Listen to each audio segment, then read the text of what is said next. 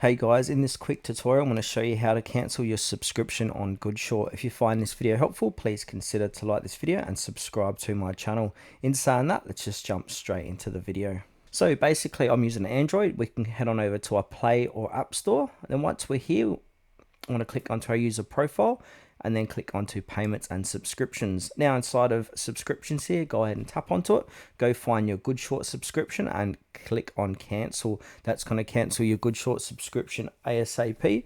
And now if you've got any remaining days on that subscription, you'll be able to still use Goodshort until that period is over. Now if you're using your iOS or iPhone, you want to go ahead and open up the settings app on your iPhone, tap on your name, so that's your Apple ID at the top, then tap subscriptions. Then look through your list of active subscriptions and tap the one you want to cancel. So that is Goodshort. Tap cancel subscription or cancel all services if that's shown. Confirm that you want to cancel when prompted.